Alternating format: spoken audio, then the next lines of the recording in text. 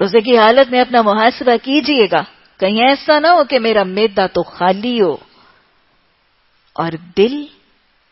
کبر سے، تکبر اور غرور سے،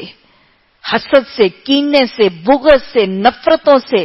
اور ایسے گندے خواہشوں اور آرزوؤں کے جذبات سے بھرا پڑا ہو۔ آپس کے حسد، نفرتوں، کینوں اور بغض کو مٹا دیجئے گا، دلوں کو صاف کر لیجئے گا، روٹھے وہ کو منا لیجئے گا۔ دلوں کو کینے اور بغض اور نفرتوں سے صاف کر کے میں درخواست کر رہی ہوں، رمضان کے مہینے میں روٹھے وہ کو منا لیجئے گا، معافی مانگ لیجئے گا، کٹے ہوئے ٹوٹے ہوئے رحم کے رشتوں کو جوڑ لیجئے گا۔ حدیث یاد رکھیے، لا يدخل الجنت قاطع،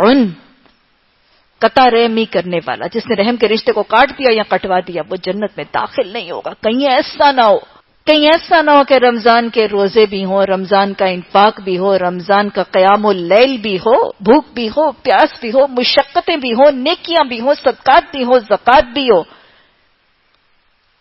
لیکن پیر بھی آئے، جمعرات بھی آئے، کوئی رحم کا رشتہ روٹھا رہ جائے اور اعمال کا حساب کتاب مؤخر ہو جائے، خالی ہاتھ رہ جائے۔ اللہم لا تجعلنا منہ۔